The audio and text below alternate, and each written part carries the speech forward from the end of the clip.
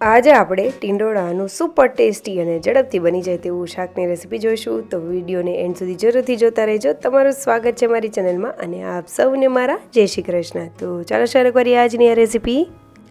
તો સૌથી પહેલાં આપણે ટીંડોરાને લઈ લઈશું. મેં અહીંયા તેને સરસ એવા ધોઈને લૂછીને લીધેલા છે. તેનો ઉપરનો અને નીચેનો ભાગ કાઢી લેશું અને તેને 4 ભાગમાં ડિવાઈડ કરી લેશું. તમે જોઈ શકો છો કે હું અત્યારે કઈ રીતના તેના કટકા કરી રહી છું. તો આ રીતે આપણે તેને કાપીને તૈયાર કરી લેશું. હવે તમે જોઈ શકો છો કે આ રીતની થિકનેસવાળા રાખીશું. બહુ પતલા નહીં, બહુ જાડા નહીં, એ રીતના મેં રાખેલા છે. અને બહુ બિયાવાળા હોય એ રીતના મેં નથી લીધેલા. આ રીતે પતલા એવા હોય તેની પસંદગી કરવી.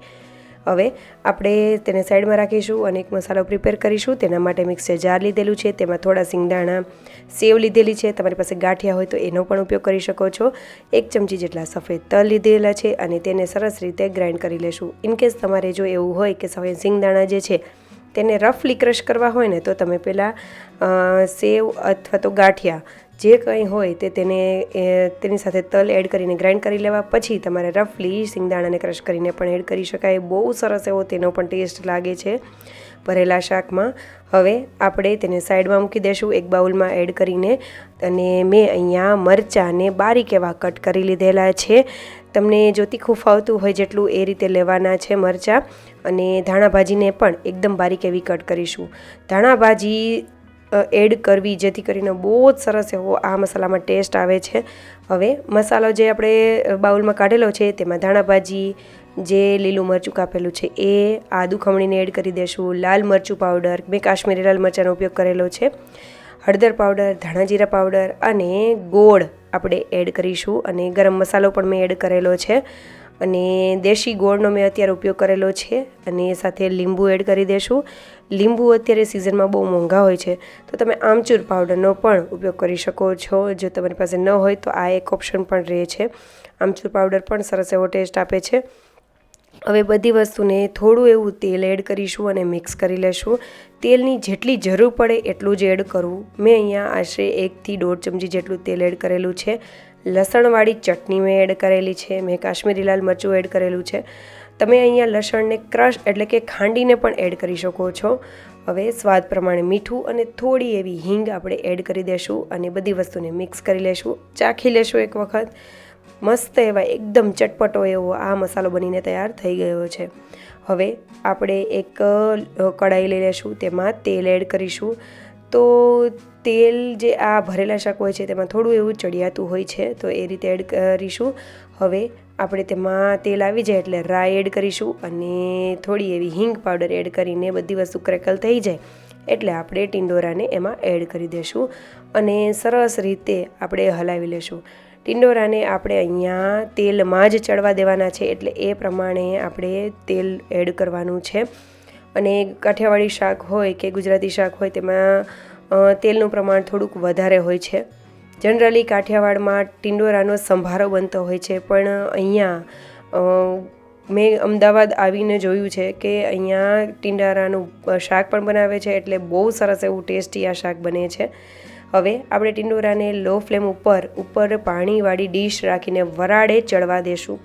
આ રીતે તમે ચમચાની મદદથી પ્રેસ કરો તો સરસ એવા તે ચડી જાય ત્યાં સુધી કરવાના છે.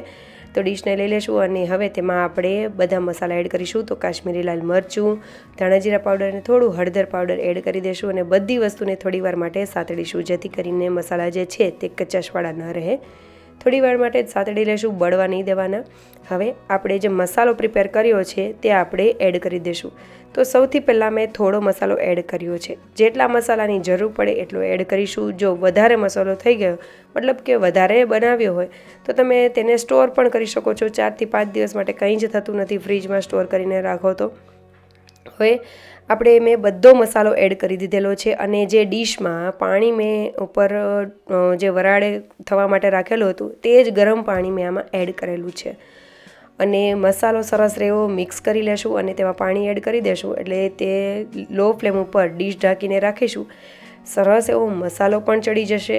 ઇનકેસ તમારે જો અહીંયા ગ્રેવી જોઈતી હોય થોડી એવી, તો વધારે થોડું ગરમ પાણી એડ કરવું, ઠંડુ પાણી નહીં. ગરમ પાણી એડ કરશો એટલે બધી કુકિંગ પ્રોસેસ સ્ટાર્ટ રહે તો ટેસ્ટ એવો ને એવો રહેજો, બહુ સરસ એવો લાગે છે.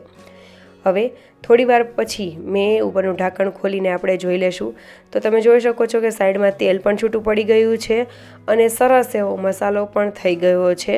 એકદમ સરસ એવું આ શાક બનીને તૈયાર થઈ ગયું છે. તો લાસ્ટમાં આપણે ધાણા ભાજી આ રીતે સ્પ્રિંકલ કરી દઈશું. તમને ભાવે તો લાસ્ટમાં થોડી કસૂરી મેથી પણ એડ કરી શકાય, તેનો પણ ટેસ્ટ ખૂબ જ સરસ આવે છે. જરૂરથી ટ્રાય કરજો એક વખત. હવે આપણું આ શાક બનીને તૈયાર થઈ ગયું છે તો તેને આપણે સર્વ કરી લેશું. તમે રોટલી, પરાઠા કોઈ પણ વસ્તુ સાથે ખાશો ને તો મજા પડી જશે. એટલું મસ્ત એવું શાક બને છે. મસાલો જે છે તે એકદમ ચટપટો એવો બનાવવાનો, જેથી કરીને શાક ખાવાની ખૂબ જ મજા આવશે.